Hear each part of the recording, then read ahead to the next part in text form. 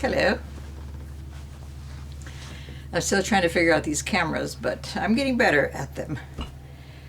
Today I'm going to address something different. I like addressing the art. I like addressing the way of making art. But I think it's also important that you know the artist. All artists, well, unless of course you've got robots making art. And I think that there are monkeys who make art, and probably cats that make art, probably an elephant that makes art. But it's a wonderful thing to know the artists if they're willing to share, how they got to that point. We like to know information about writers, about musicians, politicians, religious people, whomever. When I was growing up, I loved biographies. I especially loved the biographies that were written by the person themselves, explaining their life and what transpired to make them who they were at the point where they decided they wanted to share that with others. So today I'm going to share my story and share a little bit, well, maybe more than a little bit, about Heartseed's woman, since she and I are the same. Now, this is not going to be easy to say, and neither will it be easy for you to listen to. If you're real sensitive, if you're an empath, it might be a bit hard. But every life is individual. Every life is lived according to where you were born, to whom you were born, your culture, your environment. The lives of the parents who brought you into the world.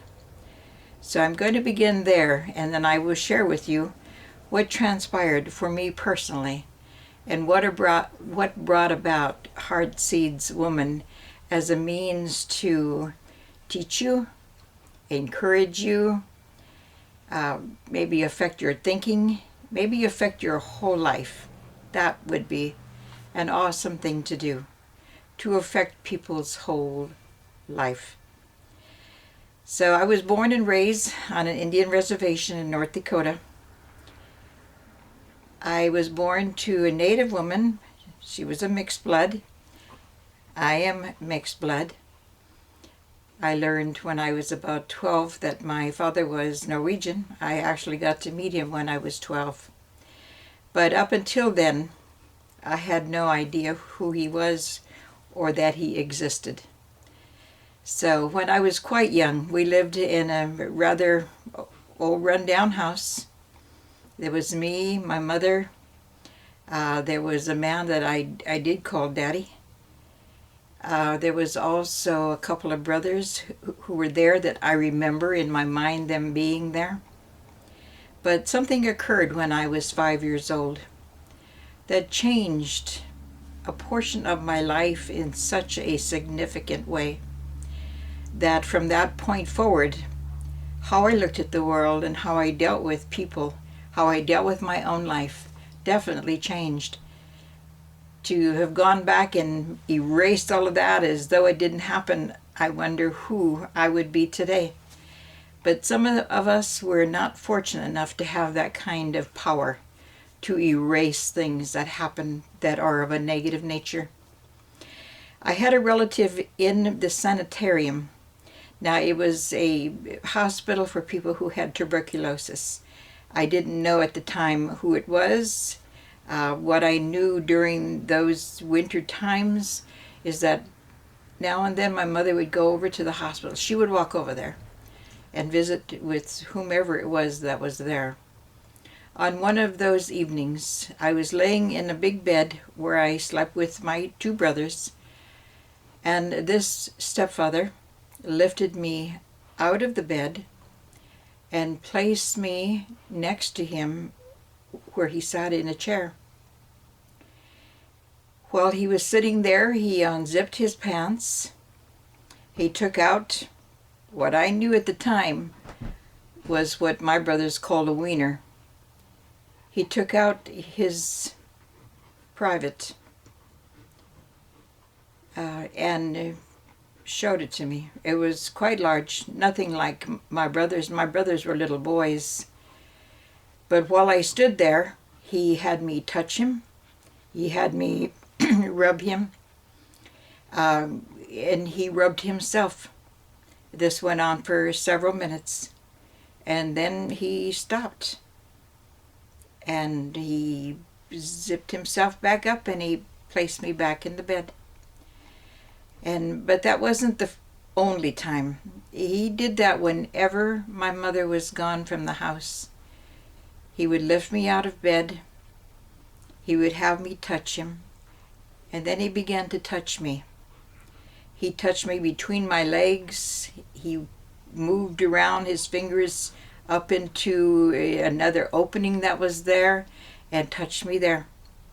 Now, I didn't scream. I didn't yell.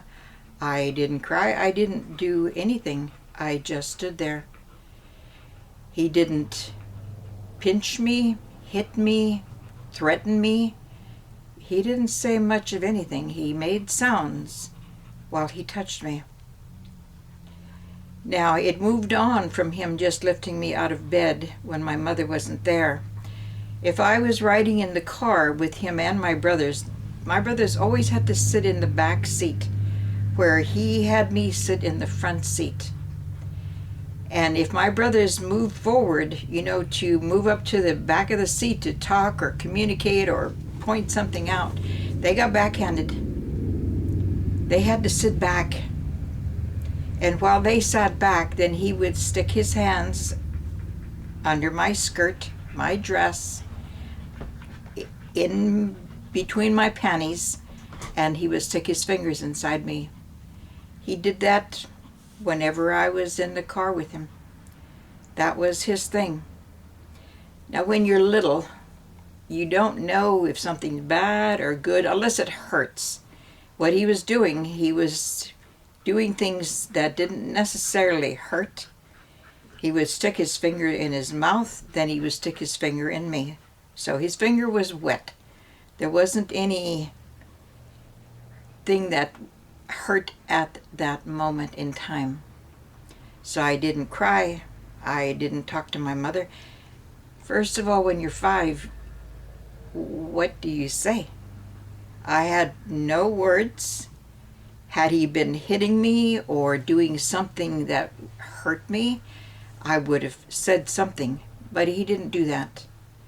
Those are men who groom. They groom their victim. They groom whoever because they want to touch them. Now, men don't do this just to women. Men do this to boys as well. Now, whether or not he did that with my brothers and I never had a conversation about it. Everything was done quietly, very, very quietly. During that time, as I aged, this particular stepfather built us a wooden log cabin. I got to help as far as mixing straw and dirt and water because it had to be mudded once all of the logs were in place. We moved into that log cabin. We didn't have a floor. We had dirt. The dirt was the floor. But we had, 2 beds there, a table and chairs. My mother would sit by one of the windows. We had 2 windows in this building. She would sit there. I don't know if there was kind of plastic or an actual window in the opening. But she would work on hand quilts. She would cut up she would cut up material, jackets and coats and men's pants. She would cut them into squares, and she would sew all these squares together by hand to make a blanket. And then she would use, one made quilt top connected to another quilt top. So they came together and provided warmth. Now, what transpired one of those evenings was me laying next to my mother. We only had 2 beds. And why I was laying next to her, I don't know if that was suggested or if I wanted to do that. But while I'm laying on one side of my mother near the wall, my stepfather reaches past my mother and he sticks his hand down between my legs. It felt really odd. I guess because my mother was present. The other times when he had touched me, my mother was never there, and my brothers were not seeing what was transpiring. But I felt uncomfortable with that. I never slept with my mother again. I slept over with my brothers.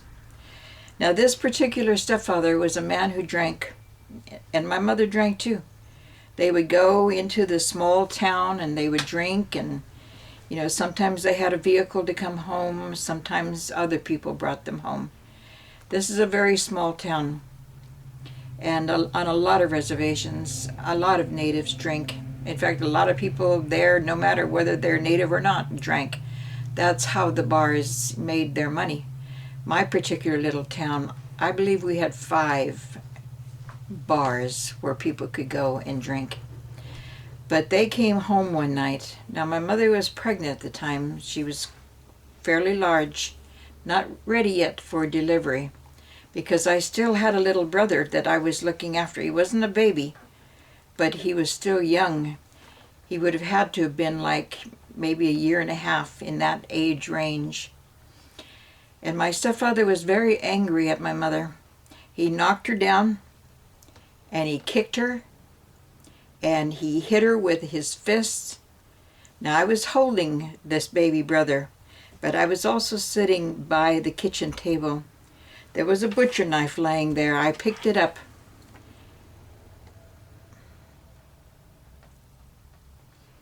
My mother saw from the ground what I was holding, because I was ready to stab that man in the back, in the side, anywhere. I was ready to kill that man.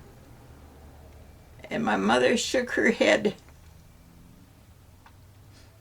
She was still telling this man not to hurt her. But she could see that I was ready to hurt him. I laid the knife down. I was still holding my baby brother. And at some point, he stopped kicking my mom. She was trying to protect her face. She was trying to protect her stomach. He finally just stopped. He was cussing at her, and he walked out of the house. Frightened, yes. Angry, yes. Ready to do him harm, absolutely. It was hard to fall asleep that night.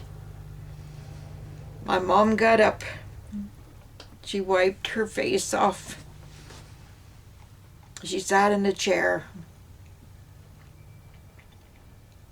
I went and laid down with my little brother and my other brother, and I fell asleep. The following day, police showed up. They were looking for him. My mother told them that she had no idea where he was at. He didn't come in the night, and he didn't sleep in the house that night. But I know later that day, my mother fixed food, and she took food out into the woods. So I knew that he was still there. He was not staying in the house, but he was out in the woods. Now, he didn't stay with us from that point. He left. And what I learned later is that he went back to his own reservation. Periodically, he would be with us. Periodically, he would be at his own reservation. But his destructive hitting on my mother was an absolutely frightening thing to experience. It wasn't the only time that happened. I have a German Shepherd I'm training. She's only 5 months, but if you hear whining or heavy breathing, it is her. So she will eventually learn to be a good girl, but right now she's in training. And sometimes my other dog, who is much older, she's 7, will walk around me because she's curious to know who I'm communicating with. But getting back to the story of what transpired, those were things that happened between the time I was 5 years old and the time I was nearly 7 years old. I can remember all the way back to when I was about 2.5 years old. So my memories go back a long time. I have stories connected to all of them. When I was 7.5 years old, my mother disappeared. She had been gone for a few days. I don't know where. I just know that she wasn't there with us, my brothers and I. Now, when I was quite young, I learned a lot of things. By the time I was 7.5 years old, I could cook, I could clean, I knew how to do laundry with a tub and a washboard. We didn't iron anything because we didn't have electricity. But I could start the stove. I knew how to chop wood. I could put wood in the stove, pour in a certain amount of kerosene, use a match to light it. I knew how to fix a pot of coffee. I knew how to look after my brothers. I knew how to change a baby's diapers, wash a baby down with a cloth, clean them up. I do dishes. There wasn't anything that I couldn't do by the time I was 7.5 years old. I also knew when I was 7.5 years old where babies came from because my mother was pregnant and my mother talked about it. That's where babies came from the mom. And you could tell when they grew a big stomach that there was a baby growing in there. Well, at this point in time, I am 7.5 years old and my mother has disappeared. So for 2 or 3 days, it's just me and my brothers. And my grandfather came to see us. And I was informed that I was going to be sent away to an Indian boarding school. That my brother, that was next to me in age, the two of us would go together. We were taken that afternoon and some clothing was purchased for us. I got a shampoo at a salon. I had never had that before. I had long hair and they cleaned me all up quite nice. Now, it wasn't that I didn't take baths at home. We took baths in that great big tub where we also washed our clothes when clothing needed to be washed. Water was heated on the stove and was added to that tub, and we took turns bathing, getting our hair washed. But this idea of going to a school, going away to a school, was scary. And at the same time, I wondered, where was my mother? So the day after, we were informed and we had a couple of outfits and underwear and socks and shoes. My grandfather came to get my brother and I, and we were taken over to the reservation area, to the high school area, and we were put on buses. I believe there was like four, maybe 6 great big buses. There were already people on the bus, but we were added to that. They had boys' buses and girls' buses. And so I left the reservation at 7.5 years old, traveled 350 miles to the boarding school. Along the way, we stopped, or the buses stopped, so that we could have lunch.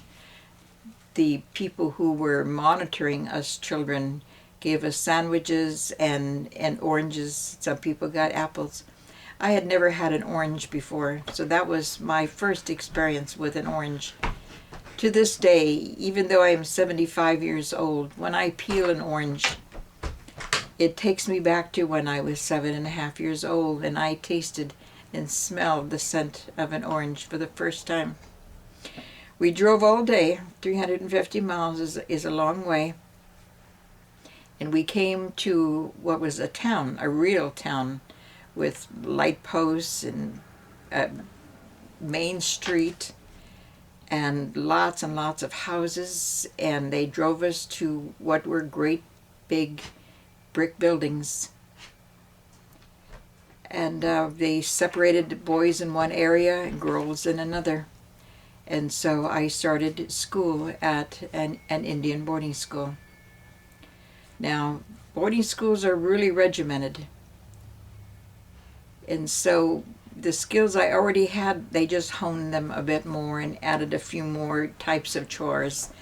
Stripping a wooden floor down and re-waxing a wooden floor and running a floor polisher. I was a little girl helper at various times because every 6 weeks our chores would change. And so as we grew older, we took on more responsibility.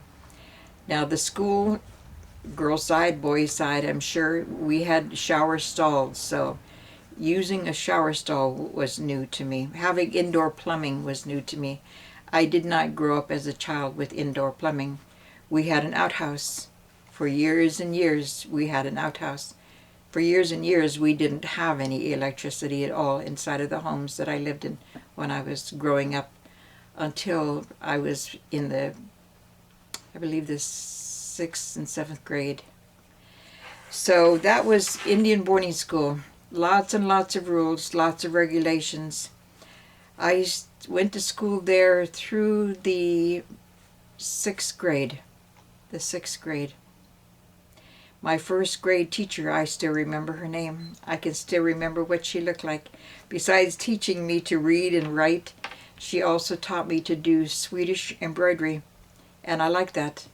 I had been learning how to stitch from my mother, hand stitching. So I could make pot holders, I could make aprons. I knew how to do that before I ever started school. But now I could also do a form of embroidery, and I quite like that idea a lot. I also took other sewing classes as I got further up into the grades. So I learned to make, other kinds of clothing, a little more detailed to them. But my years at the Indian school, they were lonely years. Lonely in the aspect that I didn't know what was happening to my family when I wasn't there. I didn't know what was happening to my mother when I wasn't there. Sometimes I wondered if my mother would be alive when I got home, because we would stay at the boarding school for 9 months, and then we would go home to our reservations. We were Indian kids who came from various Indian communities in North Dakota, South Dakota. And so we saw each other when we were there at the school, but oftentimes when we went back to our own reservations, I never saw my friends again until I would come back to school in the fall. I had 2 close girlfriends. One lived in a reservation up in northern North Dakota. I think the other one was a more southern reservation. But I was not a real outgoing child. I was a quiet child. I was a compliant child. I kept to myself. I didn't share any of my experiences with anybody at the school. I didn't tell them that I had looked after my siblings. I didn't tell them what my stepfather had done to me. I didn't tell them about my mother being beaten, and other times when I had seen my stepfather just smash her in the face with his fist. I didn't tell anybody any of that. And why children do that, I don't know. I don't think I'm an exceptional child, that I kept all my secrets to myself. I don't think I'm an exception there. And I know that from experience and listening to other people's story. Many children keep things to themselves. But at the end of my 6th grade, I wanted to stay home. I wanted to stay with my mother. I was older now, and I felt that I didn't have to go to the Indian boarding school anymore. I wanted to stay home. Now, when I would come home each year, It always bothered me that there was another brother, another sister, someone else that I would have to tend to. I was like a mama for some of my siblings, because what do you do in a house full of kids and you're the oldest? You help. You do whatever is needed. And if your parent is alcoholic and you know there's going to be chaos when they are drinking, then you learn to have a certain control on what you can control when you are growing up in an alcoholic family. I also knew that I had a lot of skills in looking after people younger than me, and sometimes looking after my mom after she had been drinking. I did that as well. So I wanted to stay home, and my mother had moved to a little larger town. She was living in a nice quality house for what we could afford, but we had running water. We had heat in the house. We didn't have to use an outhouse. And so it seemed like a nice time to be able to remain at home. Now this was the beginning of my 7th grade year, and I'm living in what I consider a very nice small town. But what also happened during that time is that my stepfather came back. Like I said, through the years he would go and he would come back. He would go and he would come back. My mother ended up having 4 children with him, so obviously she considered him important, or maybe she was just frightened to let him go or to kick him out permanently. I don't know. I do know that he was in prison during one of the times he was gone, because my mother took us down to Bismarck so that she could visit him. I remember that when I was quite young. But here I am. I'm starting the 7th grade. My stepfather is back, and the drinking is going on. And we lived in a 2-story house. My brothers had 1 bedroom upstairs. I had another bedroom upstairs that I did share with a sister as well. And then there was a bedroom downstairs that my mother and my stepfather used. Well, they had been gone for several hours, and I didn't know if they would be back and when they would be back. But at some point, my stepfather came in, and he came upstairs, and he asked me, where was my mother?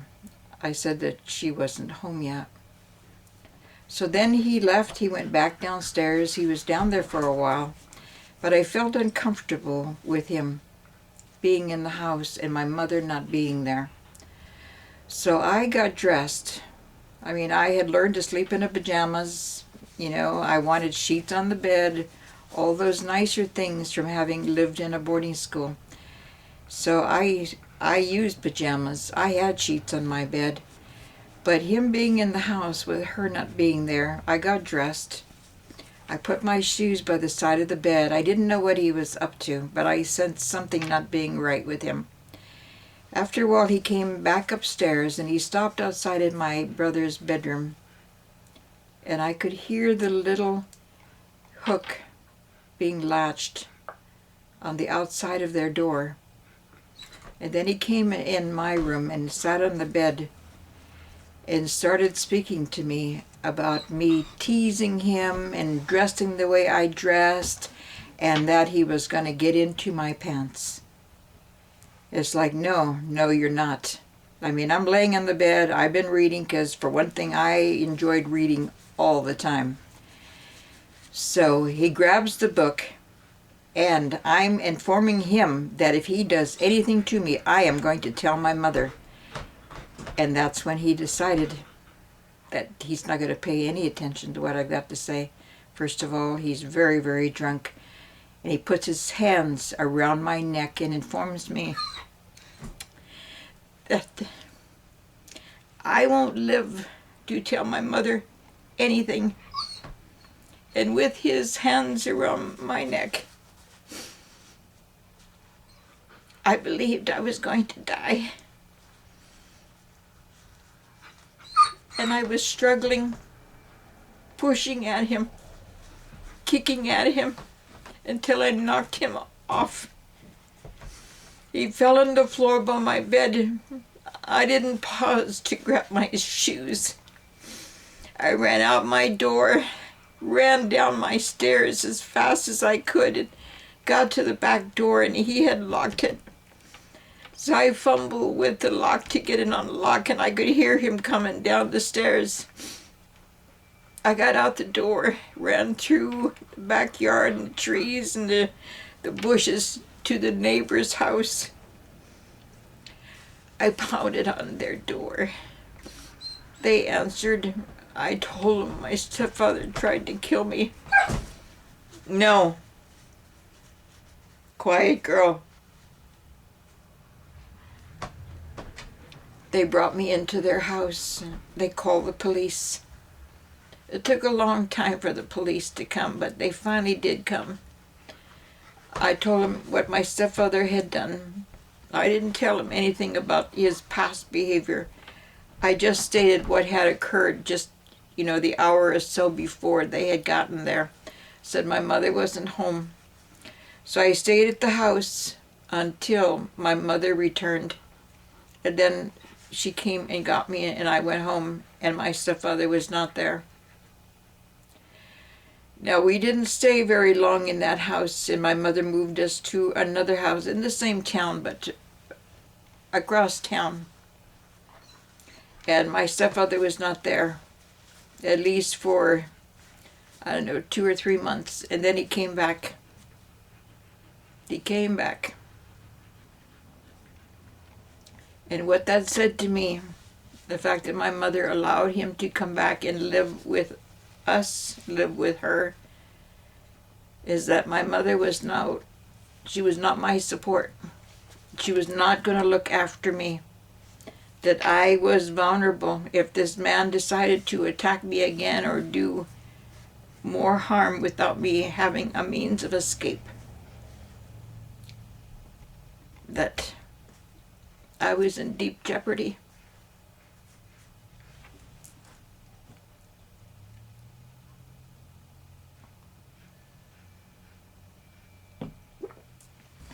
I did what other teenagers do.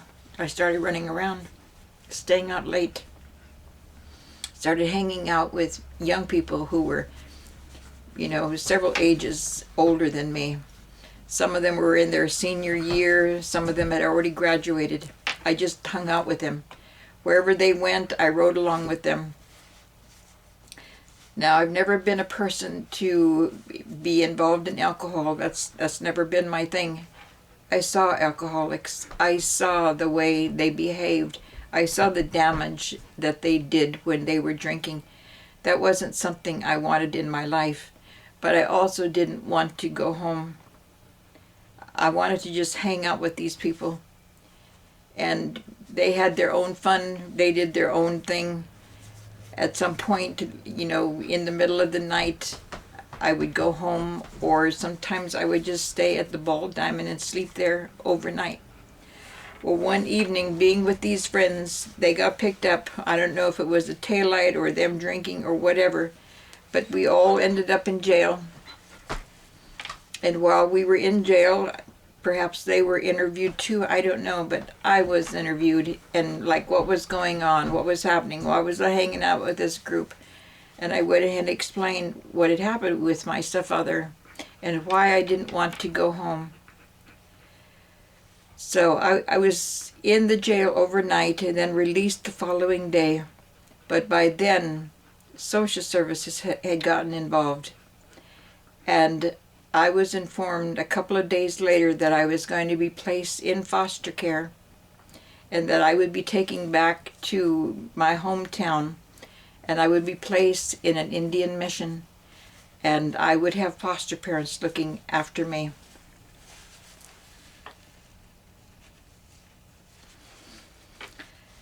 So having messed up 7th grade, I thought I was going to have to repeat it, but I was already aged over the limit for that particular grade, so they went ahead and moved me up into the 8th grade. So I stayed with the Indian mission through my 8th grade, and I finished that. But after being placed in foster care, I never went home again. I stayed in foster care until till I got married.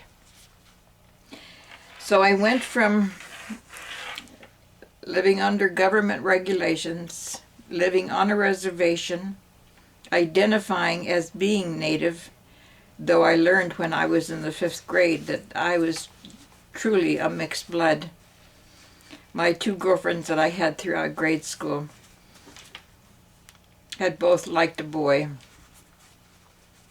I think his last name was Rattling Tail. And I guess I kind of assumed that at some point, when he no longer went to the movie with one or the other, that I might get a chance to go to a movie with him too. But he stopped me one day in the hallway and informed me that I was too white. And that was an interesting statement. After school that day, I spent some time looking at myself in the mirror at my dorm area and really, really looked at the fact that I did not look like the majority of kids who went to this school. First of all, I had very light brown hair. When I was born, I had blonde hair. I have gray eyes. My skin is light. So, no, I understood what he was saying, that I was too white for him to want to take to the movie. So I had a lot of questions from my mother when I came home that year. I mentioned earlier that I met my father when I was 12 years old. Again, my mother had been out drinking. At some point late in the evening, she brought a man to the house, or he brought her, because it was his vehicle. He came to the door with her, and I was introduced to him.